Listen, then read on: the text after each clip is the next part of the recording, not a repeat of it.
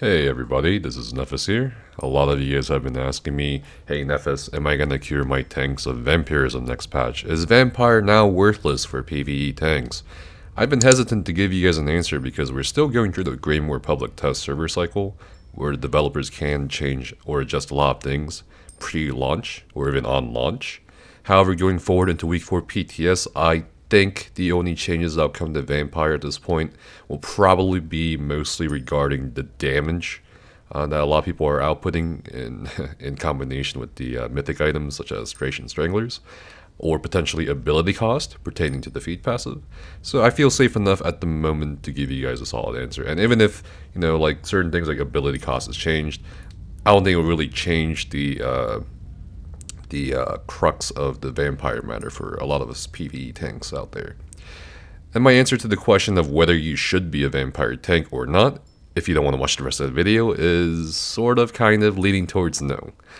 Within the context of us looking at the vampire skill line in terms of passives, absolutely, it's dead for PvE tanks. Within the context of looking at the vampire skill line in terms of working around it or building around it as an actual vampire tank, if you don't care about offering warhorns or other group utility ultimates or something, yes, vampire tanking will be viable or doable.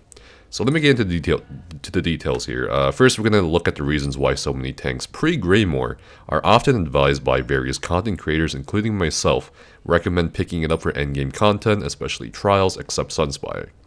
First is the Supernatural Recovery, which is going to be gone next patch. A lot of people have been expressing outrage or dismay over this, but honestly, it's not going to make or break a build, even pre-Greymoor. And if the goal of the revamped Vampire skill line is to actually have you use it, rather than use it for just one or two passives, it's certainly going to accomplish that goal next patch, and it's going to be certainly interesting to see what players can come up with. Second is the Undeath passive, which is actually going to be buffed. For example, pre-Greymoor Undeath passive grants you up to a 33% reduction in damage taken based on your missing health while you're below 50% health, whereas the Greymoor Undeath passive says it gives us a 30% damage taken reduction based on missing health. There is no prerequisite on Greymoor, at least, of being under 50% health. So that's certainly a buff. As to how much health you need to lose to gain that extra mitigation, uncertain at the moment. I haven't tested it out quite thoroughly. So now, is it worth trying to get the Undeath passive for your tanks next patch? I think is a lot of what the question is going to be. And probably not. Again, the Undeath passive won't make or break builds, or even prevent you from getting no death achievements, even ones like Godslayer. If you're still thinking in the context of, oh, I want this passive and only this passive from this one skill line, then yeah, you shouldn't be a vampire probably. Why is that? Well, let's look at the feed passive, where it increases the regular ability costs such as ultimates, weapon skills, and class skills by up to 20%, while reducing vampire ability costs like 40%. And I think honestly for a lot of us, the ability cost increase, the regular ability cost increase is what put us off quite a bit. But just to give you guys a reference, here are the numbers comparison in terms of cost with a Dragon Knight tank template in typical trial gear like Yonakrin and Alkash. For example, the base cost for a Dragon Knight tank without being a vampire is 2,249 stamina for Stone Giant, 1,134 stamina for Rainsack, 3969 Magic Gift for Igneous Shield, 2494 for Heroic Slash, 5,100 health cost for Balance, 250 ult cost for Warhorn, 200 for Magma Shell, 2,646 for Inner Rage, which is a ranged taunt from the Undaunted skill line. Blockade of Storms is 3,700 or so Magicka, and Green Dragon Blood is about 4,233 Magicka. And this is without any, cost reduction enchants or anything like that. And Stage 1, as you can see, we see a slight increase in a lot of the skills, even in Balance, by the way, which is now 5,400 health. Warhorn, it's 12 more ultimate cost. Magma, 9 more ultimate cost. Inner Rage has certainly seen a little bump, and nothing too major. It's a little bit inconvenient maybe for some of us, but nothing really, difficult to get around.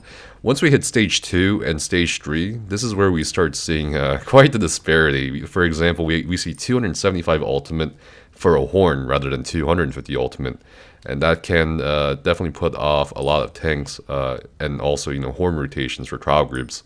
And we also do see regular ability costs kind of skyrocket between Stage 1 and Stage 3. For example, Heroic Slash is 2,940 stamina for stage 3, and for the base cost or stage 1, it's gonna be 2,643 stamina. That may not sound too much, but over time, it's gonna affect you, especially in regards to the Igneous Shield. If you're a Dragon Knight tank, again, this is a Dragon Knight tank template. If you're another class tank, of course, you'll still see a ability cost increase, but this is just a general idea because most tanks are Dragon Knights. Once you hit stage 4, yikes. Okay, so 300 ultimate for a Warhorn, 240 ultimate for a Magma, slightly over 5,000 magic cost for a Green Dragon Blood, almost 4,500 for a Blockade. Balance is almost 6,300 health. Igneous is almost 5,000 magic cost. So again, you can definitely work around this. It's pretty inconvenient looking at these numbers. However, you can basically offset Vampirism's negative effects with a sustain set. But for a lot of in-game tanks, that's not really an option most of the time because we're wearing other sets that are more beneficial to the group.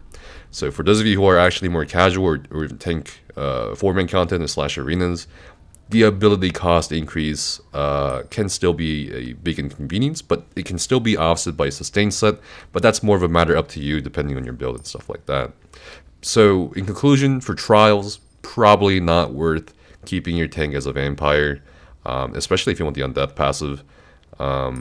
Even for 4-man content, may not be worth it for a lot of you because of the ult cost increase. And of course, it depends on your class. Now, there's some good news. If you want to remain stage 1 vamp, you'll just be slightly inconvenienced by the stage 1 costs.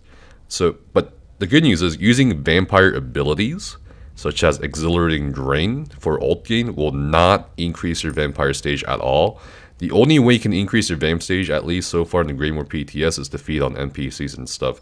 So that's pretty cool, because you'd have tanks go to stage 4 vamp pre-Greymoor during a trial or during a boss fight from stage 3 if they kept using, Mist Form or Invigorating Drain for ult gain.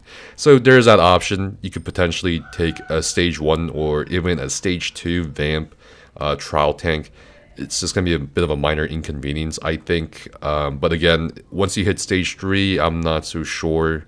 That kind of becomes a very murky gray area for a lot of us, especially when it pertains to, keeping up already very expensive abilities like Stone Giant.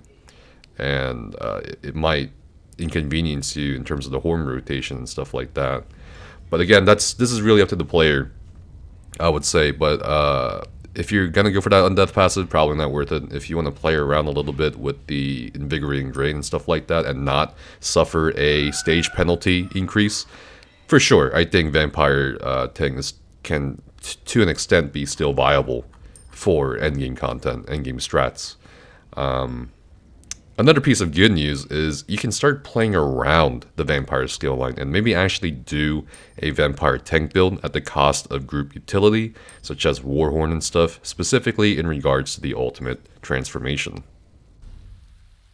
So just as an example of not looking at the Vampire skill line as something passive, or taking just 1 or 2 passives like we are doing pre-Greymoor, this is just an example of perhaps working around it, or rather playing around Vampire rather than having Vampire play around you. So there's a lot of interesting stuff I think we can do with the Vampire skill line. If you want to tank as a Vampire, you're going to have to actually partake in the Vampire skill line. And by that I mean we do have Perfect Scion. And Perfect Scion is going to give you all the benefits of Vamp Stage 4 with none of the drawbacks. And that means you'll get the health recovery back, you'll get the no flame damage taken, you won't have ability cost increase, and you'll still have the Vamp ability cost benefits in terms of cost reduction. But again, if you want to play around it, this is probably something you could do just as a sort of concept or idea. This isn't like a solid build yet or anything. I'll probably make a Vampire tank build. Again, probably more for casual play and 4-man content. So things like Bloodspawn, Dragon, Potentate, and stuff like that. That's going to bring your ult cost for Perfect Scion down to a really easily attainable 120 ultimate. I'm sure this can go actually lower than 120 ultimate via other methods. And you're gonna pretty much play around the vampire skills. Exhilarating Rain is gonna give you ultimate back for ultimate every second for 3 seconds. That's a buttload of ultimate. And on certain classes, and we're seeing this on the DPS especially, certain DPS classes like Nightblade are gonna benefit more from Vamp, when it comes to certain skills like Blood Frenzy, because they can out heal it.